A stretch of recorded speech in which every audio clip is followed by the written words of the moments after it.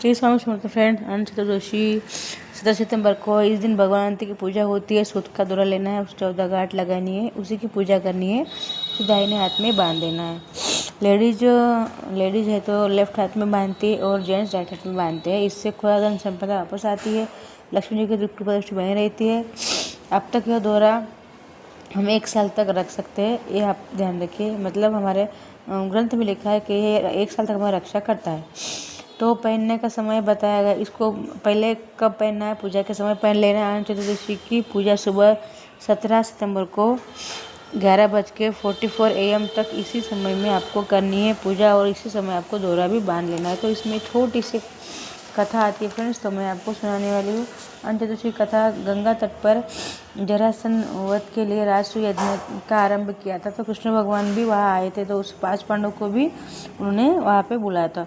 तो मोती जड़ित विशाल यज्ञशाला बनवाई गई थी, तो उसे जीतकर जो राजा को जीत कर लाए थे। गांधारी का पुत्र जल में प्रतिमा देखकर वस्त्र ऊंचे करके धीमे धीमे चल रहा था।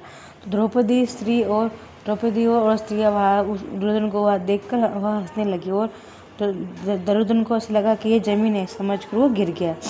देखकर सब रानियाँ और सब लोग हंसने लगे। तो ऐसा देखकर दुर्योधन को बहुत क्रोध आया, वो सब लोग हंस रहे बोल के वहाँ से वापस चला गया वो अपने राज्य में।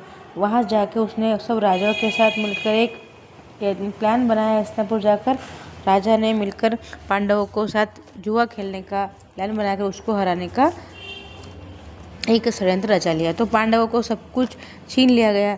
तो पांडव बाद में जंगलों में रहने लगे। श्री कृष्ण भगवान उनकी दशा देखकर वहाँ आए और उनको दुर्बल पांडवों को दुखी देखकर उसने पूछने लगे।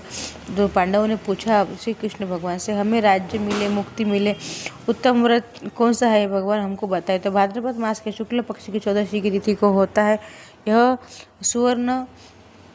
तुम्हारे जो सुवर्ण सामान जो तुम्हारे नगरी छीन गए वो भी वापस दिला सकते हो, तुम्हारे पाप भी नष्ट हो सकते। तो हम किस देव की कामना करें। तो अनंत भगवान कहते हैं कि मैं ही अनंत हूँ, मेरा ही नाम अनंत है, मेरा आदि अंत मंत सर्वत्र मैं व्याप्त हूँ, और मैं ही ईश्वर हूँ, वह ईश्वर रूप हूँ।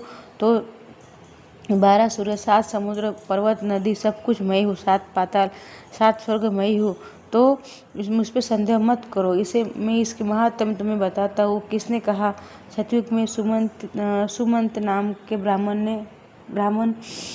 ने दिशा नाम की कन्या से विवाह किया। उसे शीला नाम की सुंदर कन्या उत्पन्न हुई। काल ज्वर से उसकी माँ की मृत्यु हो गई। उसने फिर दूसरा विवाह किया धर्म नाम की कन्या से। वो उसी दूसरी स्त्री बहुत दुष्ट थी, लेकिन पुत्री विवाह योग्य हो गई थी। तो पुत्री की चिंता करने लगे। तो कौंडल नाम के मुनि उनके आश्रम में आया। तो उन्होंने उनके साथ शादी का जो निश्चय किया, उनके कौंडल मुनि के साथ शादी करने का निश्चय किया। तो विवाह हो गया, लेकिन दहेज में उसकी माँ ने उसको कुछ नहीं दिया। तो वो बैलगाड़ी में बैठकर धीरे धीरे नदी किनारे जा पहुँचे। तो वहाँ शीला ने देखा नदी किनारे बहुत सारे लोग पूजा कर रहे थे। तो इस व्रत का क्या नाम है और उसको करने से क्या पुण्य लाभ होता है, ऐसा बोलती हुई शीला उन सबको पूछने लगी। उन स्त्रियों ने कहा, ये अनंत भगवान का व्रत है और इसे करने से हमारे सब दुख नष्ट होते हैं, हमारे घर धन धान्य की वृद्धि होती है। तो उसने कहा मैं भी करूँगी उस उत्तम व्रत को। तो उसने कहा कि मालपुआ बनाइए, मालपुआ बनाने के बाद आधा खाइए, आधा ब्राह्मण को दान देना है, और शेषनाग बनाकर नदी किनारे उनकी पूजा करनी है। केशर रंग का दौरा लेना है और 14 गांठें बांधना है। बांधने का पूजा करना, हाथ में उसको बाएं हाथ में बांध लेना है। अनंत भगवान की पूजा करने से हमारे सभी दुख नष्ट होते। ऐसा करने के बाद ही उन्होंने ऐसा ही किया। ऐसा करने के बाद वो घर में चले गई। जैसे उसने दौरा बांधा, उसको चमत्कार दिखने लगे, संपूर्ण धन मिलने लगा, गाय गोधन। लेकिन उसने उसके पति को नहीं बताया था। तो जब उसने पति ने देखा तो पति को शंका हुई कि दौरा किस लिए बांधा है, कि ऐसा बोलते उसने गुस्से से दौरा तोड़ के अग्नि में डाल दिया। अग्नि में जैसे ही डोरा डाल दिया तो उसका सर्वधन नष्ट हो गया।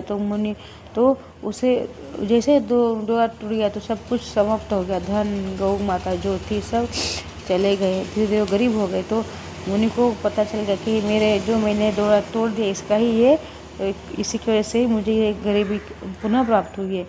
उसने क्षमा मांगी। तब उसने अपने पत्नी से पूछा, मैं मैं कैसे प्रायश्चित करूँ। तो वो जंगल में मुनि तप करने के लिए चले गए। तो आम के पेड़ को पूछा, जो इस आम के पेड़ को बहुत सारे कीड़े लगे हुए थे। तो आम के पेड़ ने कहा, नहीं, मैंने अनंत भगवान को नहीं देखा। तो गाय बछड़े को देखा, घूम रही थी, उसने कहा, नहीं, मैंने नहीं देखा। बैल घास पर बैठा था, उससे पूछा, उसने कहा, नहीं, मैंने नहीं देखा। पुष्कर नदी थी, एक दूसरे में पानी यहाँ से वहाँ से घूम रहा था। तो उसने पूछा, क्या आपने अनंत भगवान को देखा है? तो बोला, नहीं, हमने नहीं देखा। तो हाथी से पूछा, हाथी बोला, हमने नहीं देखा। करदब से पूछा, हर किसी से उसने पूछा कि किसी ने भी अनंत भगवान को नहीं देखा था। निराश होकर उससे मुझसे कहा, मैं मरी जाऊँ, मर जाने अच्छा। जैसे उसने मरने के लिए तैयारी की तो उसे आवाज़ आई, यहाँ आओ। जैसे वो देखा तो देखा गुफा में भगवान अनंत बैठे थे और एक बड़ा सा सिंहासन में बैठे थे। और वहाँ जाके उसने देखा कि तो स्वयं भगवान ही है।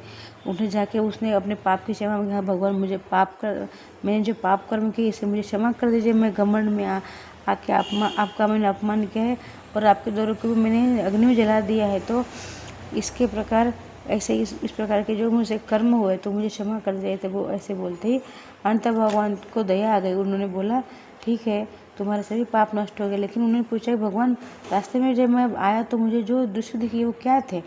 अंत भगवान बोले, रास्ते में जो तुमने देखा वो कौन है? वो आम का जो पेड़ था वो जो था वो वृक्ष बना, क्यों? तो सत्यनारायण धर्म है था।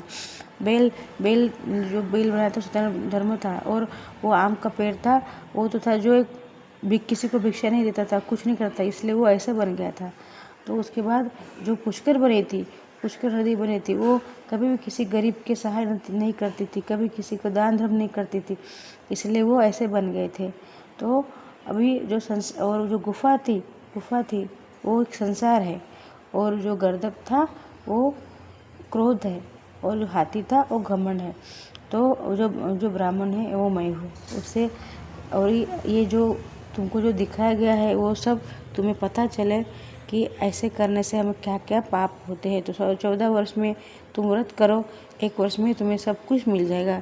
उसने ऐसा ही किया और 1 वर्ष में सुख हुआ और वो उससे वापस मिल गया। श्री स्वामी समर्थ।